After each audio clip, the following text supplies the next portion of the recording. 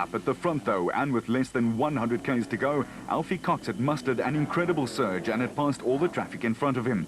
The Master Blaster was flying.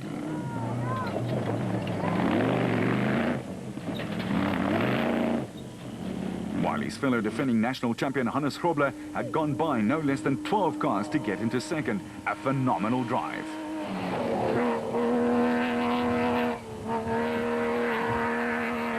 While Michael Whitehouse and Matthew Carlson themselves have done some giant slaying in the region colours. With the former national champion Woolridge and Schulthammer up from 20th to 4th overall, the Ford Ranger was cooking with gas. They were followed by Matthews and Smith in the red, blue and yellow of Century Properties, and they were also having the drive of their lives.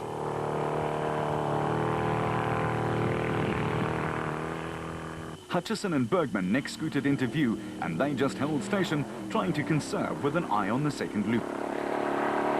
Rubicon CEO Peter Ruthven and Deval Boshoff had put together a very solid drive, and after 120 odd kilometers, they were into the top 10 after starting 18th.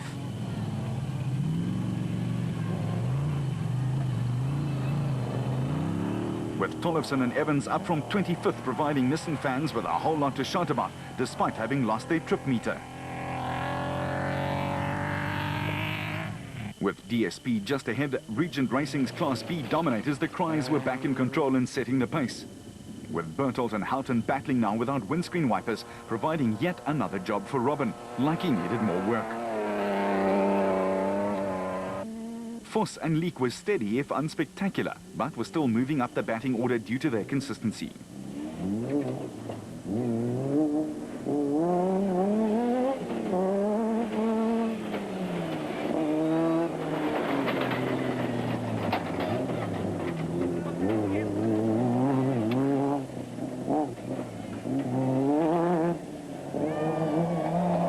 With the Weichelds contending with their dust and trying to maintain a gap big enough for it to settle down. And the BB Auto Nissan of Duplessis and Knox all the way up from 26th to just outside the top 10. A fine display.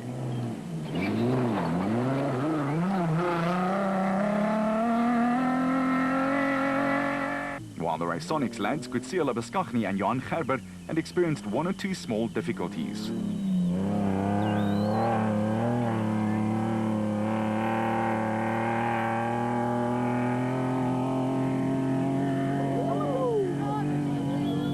Rutherford and Doubtfire were down a fistful of places, and they were suffering. Someone had forgotten to fill their water bottles, and the lads were thirsty in there.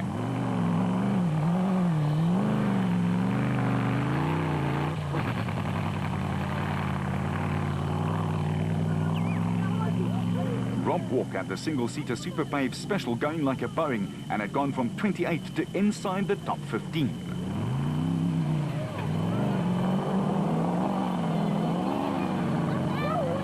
Showing some battle scars, Peckham and Santoro had taken the lead in Class E in the Ford. While Rundle and Roberts were doing good things with the Bowden Tyre Services Nissan Hardbody, chasing after the Ford now.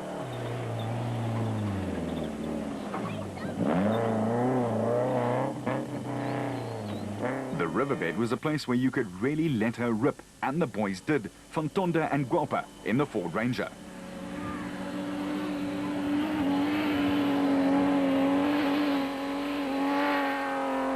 With the sun beating down on car and competitor, the competition in Class S was hot as well. Gosler and Carolyn still making the pace.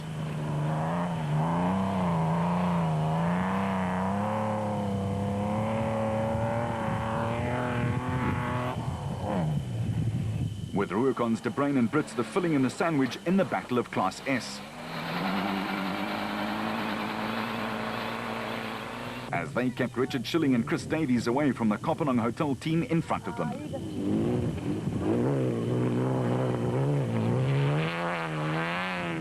And newcomers Cor van Os and Arken Capers in the 5th Ford Ranger blazed by, going well in Class E, and then finding out about South African off-road conditions firsthand. They got it stuck good and proper. And then the traffic jam decided to sort itself out. A little bit like it goes anywhere on a Friday afternoon in the big smoke of Johannesburg.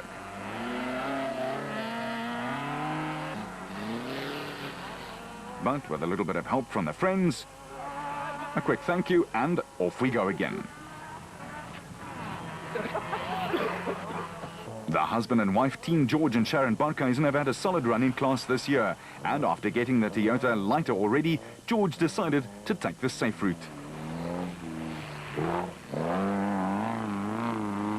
It was ditto for Jannie Visser and Joks Leroux in their Castrol Toyota, with Rudy van Graan and Bodo Berthold right on their tracks. But back at the designated service point, after 200 hard kilometers of racing, it was Alfie Cox and Henny ter Steege who had overcome and passed all ahead of them in their flying motorbike bat. The co-sponsors of the event and 2005 and 2006 special vehicle champions were overjoyed with what proved to be a great drive in very tough conditions.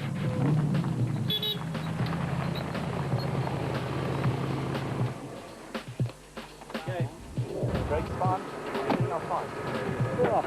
Jump so you can put the fuel. Yeah, look, it's a proper off-road race, and I'm just trying to learn from the mistake last year. There's a lot of stumps out there and a lot of long thorns, so we got punctures last year after leading and lost the race. So we got into the lead, I think probably about 30 or 40 kilometers out, and we've just played it cool, kept the car on the road and kept out of trouble. And the dust is a major problem, so being in front is definitely an advantage, and we're going to use that for our advantage on the second lap and just keep it tidy and just hopefully bring the car home. We need a win after a lot of small niggly problems. For Hannes Schrobler and his mustachioed navigator Francois Jordan, it was a spotless performance on the first loop. The veteran of track, rally and off-road was shooting for his 23rd win in 54 starts since the 2001 season, and he was eager to keep his cool and stay out of the dust until it really mattered.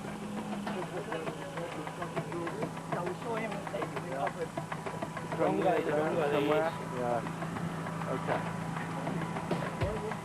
How's the morning been? Yeah, very well, yeah. We had to keep it cool. It was very, very dusty. It's just unbelievable. You can't see nothing.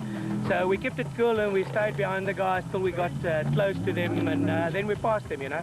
But everything, the car is 100% and everything's going well. And I said to Francois, if we can get into the second loop with a car that's 100%, I think we can do the thing.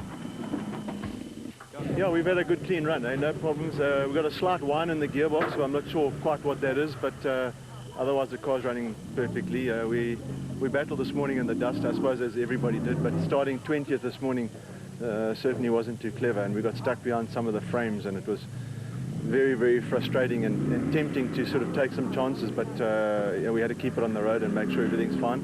But I think our time's okay, and we're having a good clean run. Tollefson and Evans got some first-hand special vehicle experience as they lost their windscreen and had to drive with goggles on. Not too bad. Had a puncture. We fell back a bit, but we'll see if we can climb back to the front. Okay. We're driving conservatively to save the car, and hopefully come home with some points, you know. The front men set off on their final tour of the dust, dense bush and daunting countryside of the Limpopo province.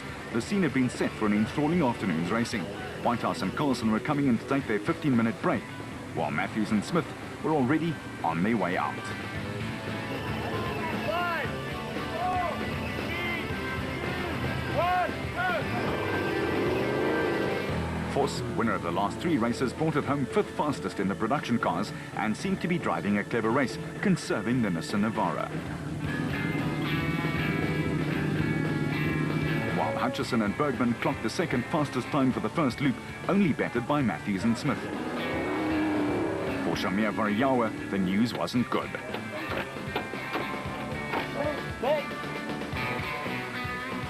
Yeah, I believe Shamir's out. They had a problem with the front suspension or the shock, so we're going to carry on and take it to the end. We were going quite well this morning, and then we managed to get a puncture, and I think we did some damage to the caliper, so we managed to do the last 100 kilos, no brakes, so we just had to take it easy and bring it down. Now we'll try and get it repaired and go to the last loop. And there were many casualties of this rather brutal but fair layout from Billy Prinsloo and the Krupel Club. In Class S, Richard Schilling was his usual controlled but quick self. while Gary Gillingham and Peter van Vieren inch their way to the start of the last loop. The Ford Motorrad 400 continues after this. Vehicle and asset